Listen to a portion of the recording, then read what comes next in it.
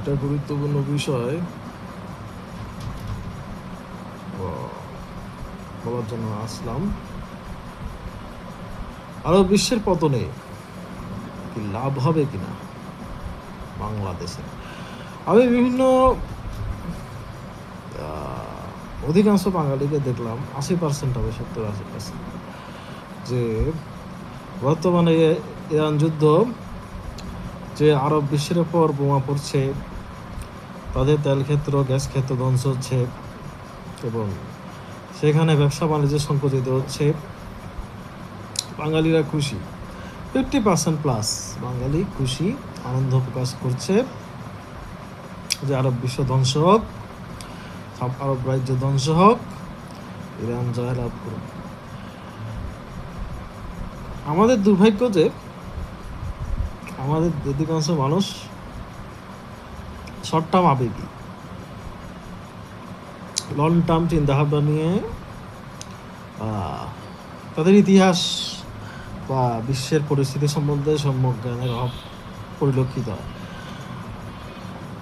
আরব বিশ্ব পতন হলে বা তাদের ক্ষতি হলে সামগ্রিকভাবে কী হবে সেটা আলাদা ব্যাপার, কিন্তু বাংলাদেশের জন্য ইমিডিয়েট ইম্প্যাক্ট খুবই খারাপ।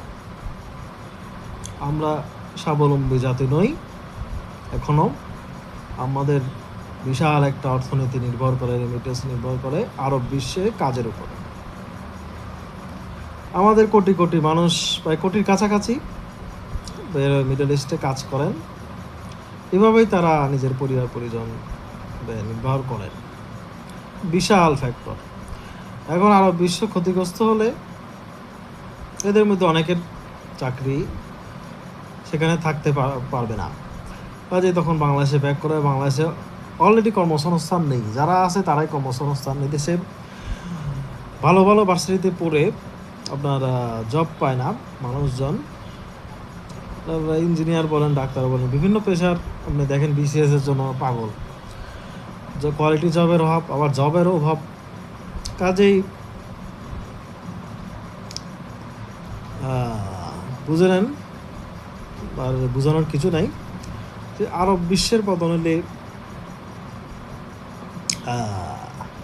আসলে আমাদের কি হবে, বাকিটা বাদ, আমাদের কি হবে সেটা বুঝে নেন। এখন আপনি বলেন এটাকে সমর্থন করবেন কিনা, এখন এই ধরনের ব্যাপার সেবার যুদ্ধ তারা ক্ষতিগ্রস্ত সমর্থন করবেন কিনা।